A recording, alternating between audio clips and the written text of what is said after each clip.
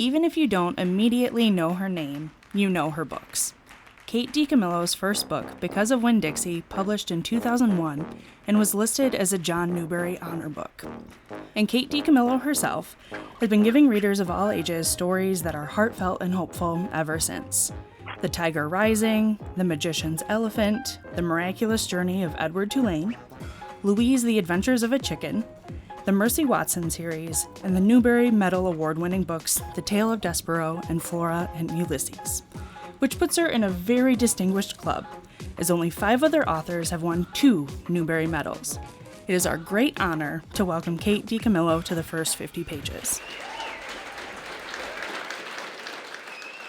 I'm going to start this interview by saying that I was not fully prepared for what I would discover about myself while researching for this episode. If only I would have read Ann Patchett's New York Times essay from 2020, I would have known this, right? So just to quote Anne, she said that reading The Miraculous Journey of Edward Tulane changed her life. She writes, I couldn't remember when I had read such a perfect novel. I didn't care what age it was written for. The book defied categorization. I felt as if I had just stepped through a magic portal, and all I had to do to pass through was believe that I wasn't too big to fit. This beautiful world had been available to me all along, but I had never bothered to pick up the keys to the kingdom. And that really hit me, because I've been a lifelong reader, but at a certain point, I think we give up children's books, as adults. Yeah. And so my question, Kate, is why do you think that we as adults don't allow ourselves permission to read children's books?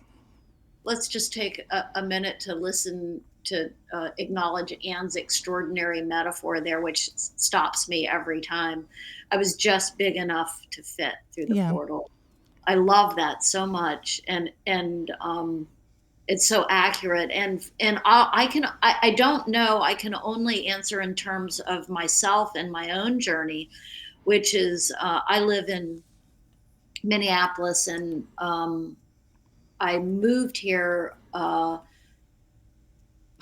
30 years ago, and I got a job in a book warehouse that was down in the warehouse district, a book distributor, and I was assigned to the 3rd floor as a picker filling the orders. And the 3rd floor was nothing but children's books. And I knew I wanted to write when I got that job. And I was, writing short stories and sending them to literary magazines. But I thought, children's books, duckies and bunnies, right? And I just went around picking those books off the shelf. But as a reader, it was only a matter of time before my reading instincts kicked in, because I was just surrounded with these books all day long. And I started to read some of what I was pulling off the shelf. And one of the first books, novels written for kids since I had been a kid that I read was The Watsons Go to Birmingham, 1963. Mm-hmm. And it was life-changing for me, Christopher Paul Curtis, because it talks about something so important, but yet it's so warm and funny and accessible. And I remember thinking, I want to try and do something like this.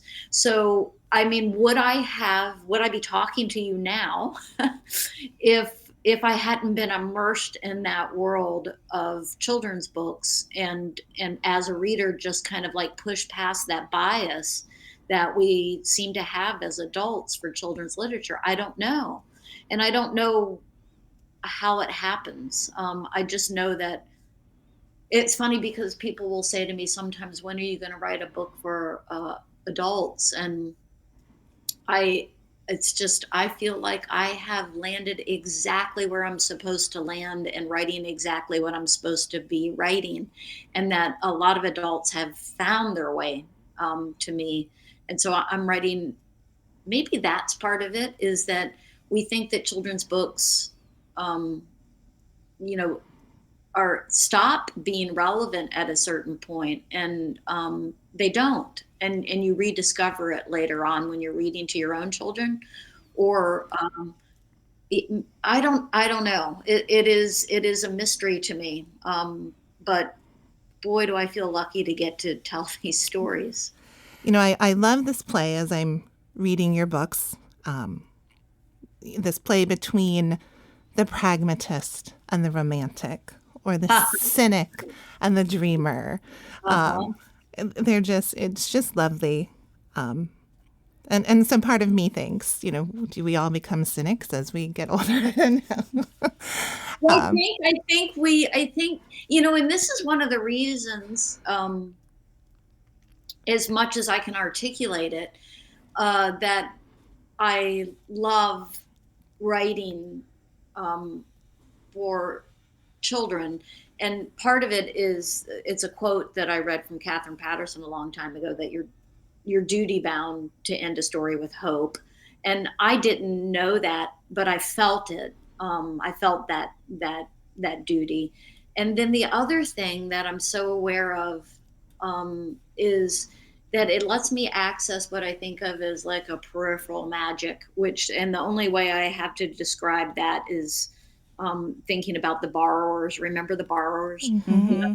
Little people who live in the floorboards of your house, and it's that feeling that you have as a kid, that if you turn your head slowly enough, you're going to see something magical. So yes, we become more cynical. We forget that feeling of wonder and awe, and that if we move through the world with our eyes wide open, we're going to see something that's going to astonish us. I think that we put all that down as we age, because it hurts. Yeah. Yeah. If you watch a kid move through the world, I mean, I've watched it be 25 below zero, and a mother like getting a kid out of the car and going into the grocery store, and the kid sees something interesting on the ground and is looking at it when the wind is howling around and it's literally 25 degrees below zero. It's all interesting. It's all fascinating. It's all beautiful and awe-inspiring. And you're just so open to everything. And I think that children's books can take you back to that feeling. So you've got 2 new books this spring. Ferris, your latest book for middle readers, which the New York Times called in a recent interview a balm for the soul. Can you share with our listeners a little bit more about this story and how this book came to be? I had a very troubled relationship with my father. He died in the fall of 2019. And then on the last day of 2019, December 31st, which would have been my father's 91st birthday, my best friend, her daughter gave birth to a little girl named Rainey. And so I was looking at these pictures of this beautiful child welcomed into the world, surrounded by her parents, both sets of grandparents.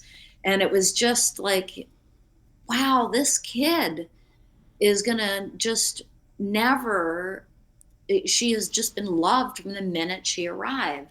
And it was so different than my dad's story on my dad's birthday, And I thought, what if I wrote a story about a kid that just was enveloped in family and love from the minute that she arrived? And that's Ferris. And so that was the inception. And it was also, in a odd way, a departure for me, because I'd never really written about a complete happy family before. And writing these stories for the last 25 years has given me something, connected me to so many readers and to so many people, and made me feel a part of the larger family of light and love. And so I was able to do this, to give this to this child, Ferris. So does that all make sense? It does. And I absolutely adored Ferris, and especially the characters in this book. They're just so, so good. You know, they're colorful, they're quirky, yet you want to know each and everything about them. And you really like come to care for all of them as you read. Pinky, oh my God. Every time she'd be on the page, I'd just be busting out laughing. So I'd be like, oh, geez, what's Pinky going to do now? She was fantastic. And then Charisse and, seeing the ghost, but just how she communicates with everyone in the family was so beautiful and touching. And just the dad reading the encyclopedia to calm his kids down, and just all of those little things you just latch onto and just like, oh, I want to be a part of that family. Well, which is how I feel too. It was, writing is hard for me, and I'm always like, oh boy, let me get through it. And this book was different in that way too, in that I was so sad to finish it because I wanted to stay with that family and in that house. So I mean, I got so invested, I even went to YouTube to listen to Mysterious Barricades that Billy Jackson plays on the piano throughout the book. I'm like, okay, I need to know what this is, and I need to go listen to it. And it was wonderful. The whole book was written to Angela Hewitt playing that song over and over again on the piano. And so it was like writing it while Billy Jackson played it. So to bring things up, back out of the emotional well a little bit, because I'll admit I did cry a bit while I was reading the book, not because it's that, terribly sad, but my family had just lost one of our own beloved family members. So it was very cathartic for me reading this book, and had some ugly cry moments, but it felt very healing at the same time. So I'm not trying to put anybody off the book at all. It was joy. There was joy in thinking because my aunt was remembered in that fashion, similar to a character in the story that I will not name, because I don't want to give away any spoilers.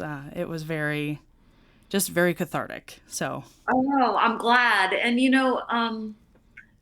it's like I remember. I don't know how many times, because I rewrite so much, I typed those last words, and every time they devastated me in a good way. I sobbed, only at the end, but again and again.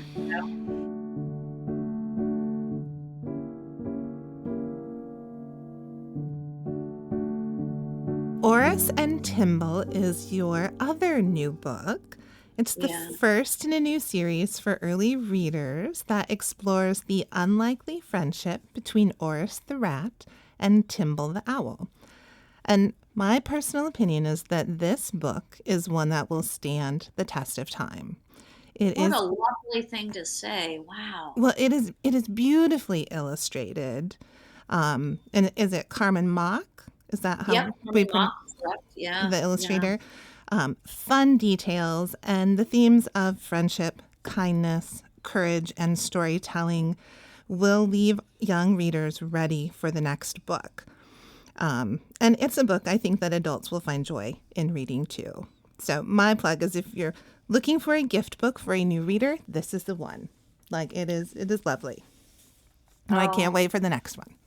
I just, this was totally, this is a pandemic baby, these characters. And I very consciously needed to comfort myself. And I very consciously was like, I need something like Frog and Toad. And Frog and Toad, nothing's ever going to be Frog and Toad. That is the Holy Grail. I understand it. But I wanted to get into that kind of feeling.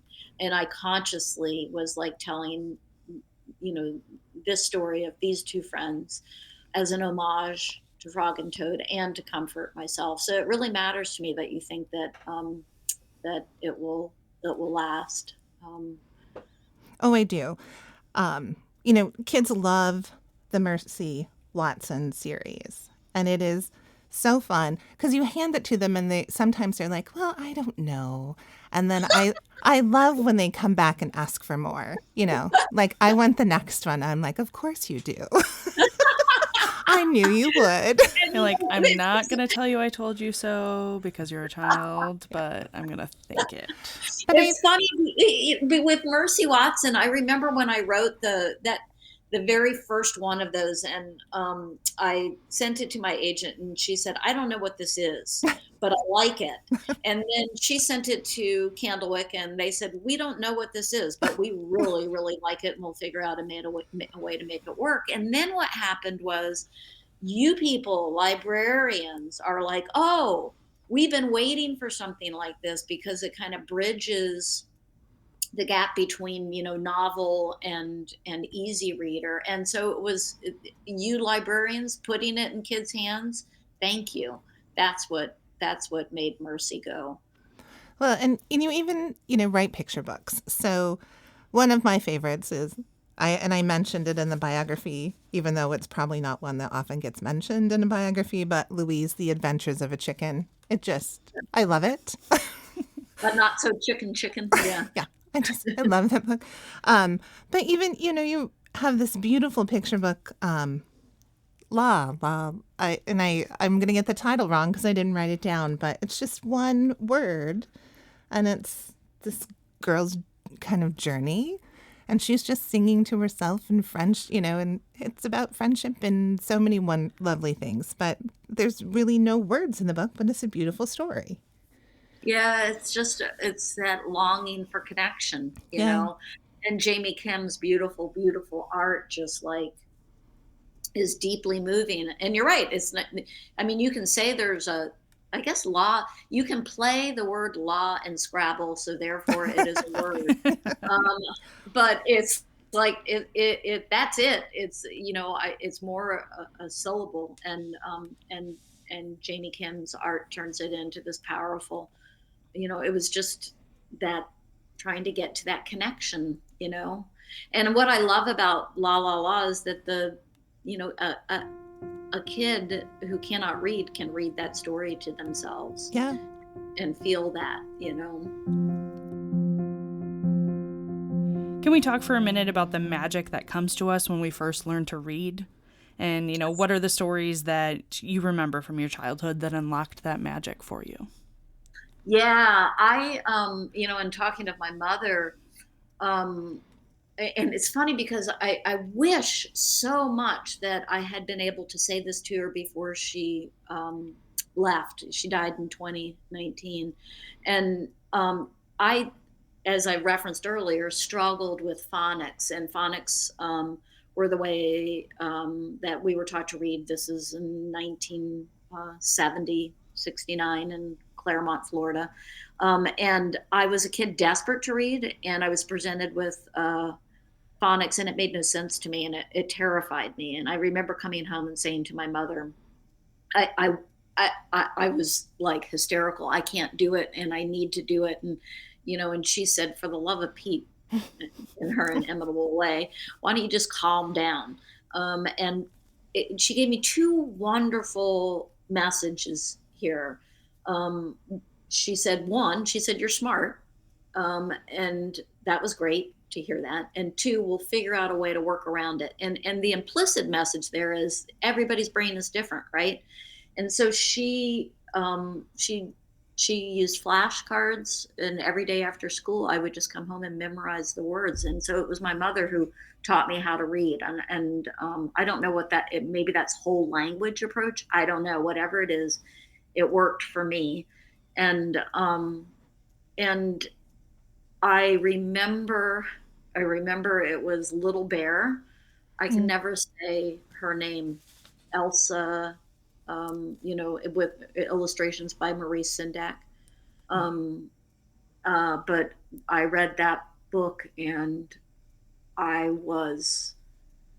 remember exactly where I was sitting, and I was like, this is it, man, out of my way, people, as Pinky would say. That was it. I knew it was what I needed. And that was the first book that I read on my own. And I thought, now, watch me go. And that's courtesy of my mom. And my mom was also so spectacular about taking me to the library all the time and buying me books. and just paying attention to me as a reader. So is there a particular way that you try to shape your stories, or do you even consciously do this or unconsciously do it, so that you can connect with young readers? Yeah, no, if I consciously tried to do it, I would mess it up terribly, I think. It's the same way I feel about, you know, outlining. I can't figure out in advance what's going to happen. I can't think about, will this make X, Y, or Z reader happy? I can only kind of like get out of my own way and let the story tell me. I always feel like the story is smarter than I am. And so it's just that thing of putting down all of my defenses and following the characters in the story. Well, whatever you're doing, it's phenomenal, and I would just say keep doing what you're doing. whatever I'm doing, I'm the luckiest person in the world to get to do it. I mean, I say this to kids sometimes, that it is an astonishing thing to find what you're supposed to do in the world, right? And then to get the chance to do it, because a lot of people don't get the chance. They might know, but they don't get the chance. So I found what I'm supposed to do. I got the chance to do it, and and I make my living from it. It's just like, it's unbelievable to me. And you have been honored with so many accolades in your writing career, yet you continue to be accessible to readers, staying active on social media, inviting readers to book talks and events, and just a plug, there are more coming up, so check Kate's website. But in a sea of so many connections, what are the moments that stay with you? Well, what I'm flashing on right now is just what it's like, um, when you're doing an event and the kids come through the signing line and you get to talk to each one of them, and how moving that can be. Or I was just out on, I'm going to see if I can get this written up for Facebook. I was just out on a walk this morning, and I love it that kids will talk to me. Um, and um, and a kid said to me, I just read, when are y'all going to air this? Because I want to tell the story on Facebook. It'll probably be at least a couple weeks. Okay. I just read that book of yours about the big lamp, he said to me. And I said, the big lamp? And he said, the big lamp hanging over the table. I said, oh, the chandelier. And he said, yeah, I read that book. And that kind of thing, that kind of connection, to be walking through the world, to talk to a kid who has read the book and remembers it as the big lamp book. What a wonder, it's just so much light, and connection. And, it just makes me feel like a part of things. So.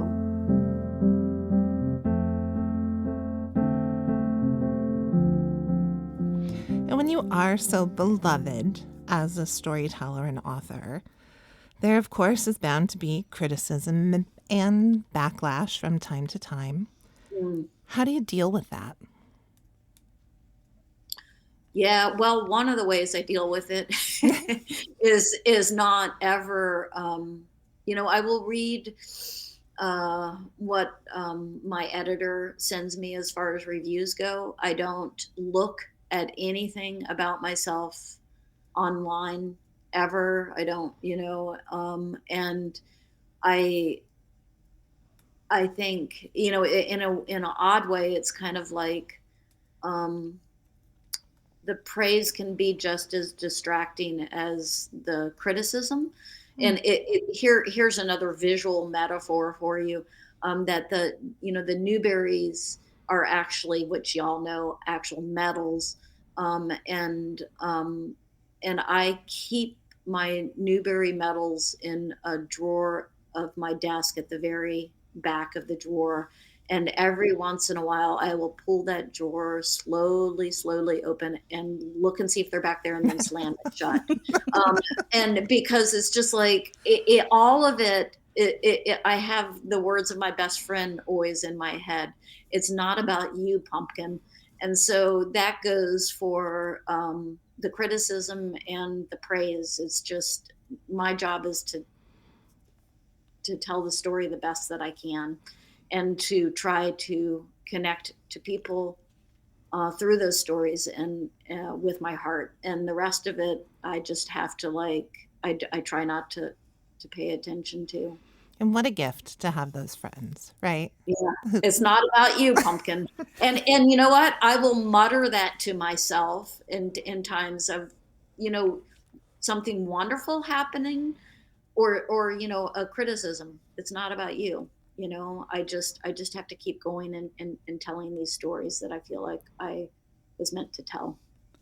And speaking of telling stories, is there a book that you've written that you wish more people would discover? Huh. Well, I do feel like I've been ridiculously fortunate in being, uh, you know, having the books read. I do think of Tiger Rising as kind of like my shy child. Um, it's a, you know, I feel like it's sandwiched in between two baton twirling overachievers, you know, Winn Dixie and Tale of Despero. And so and it's such a quiet book.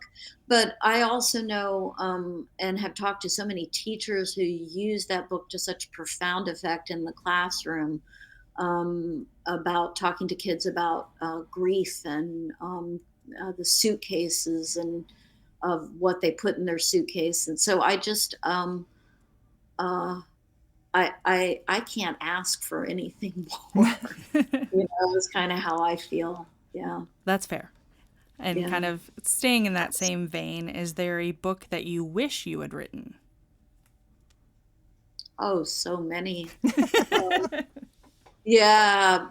And you know, those books that I love and that I come back to and that are like the, you know, lamps that are held up for me. And so it's not, I've gotten over my, I wish that I had could do this, and rather like let me read this again and see how they did that. You know, and one of them is always E.B. White's Charlotte's Web. And I'm always trying to figure out how he did that. And I never have come to any conclusion other than he puts his word, his heart on each word of that book. And so it's just like that inspires me to try to do the same with what I'm doing. You know, it's rest my heart on each word of the book. And I was just saying before our interview started, I said after kind of doing some research, I loved Charlotte's Web as a child, and I read it multiple times, but I have not read it as an adult. And I said, I'm going to go back and read Charlotte's Web. You know, Yeah, you know, and I never read it as a kid because I read Black Beauty, and from that point on, I was just really wary of any book with an animal on the cover. I was so devastated by what happened to Black Beauty, and I would look at again, you know, flashbulb memory, the spin rack at the library, the yearling Newberries and the paperbacks, you know, that were in there, and I would look at Wilbur's face and think, yeah, no, not me.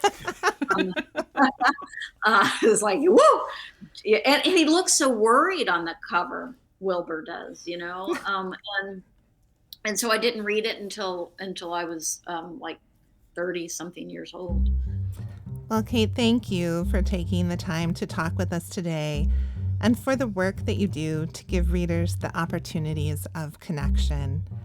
The world is a better place because of your stories, and I agree with the masterful Ann Patchett. We are better for reading them. Thank you. Yes, it's been really moving to talk to y'all. And I'm gonna go walk Ramona now and see if anybody else says anything about the Big Lamp book. Yeah.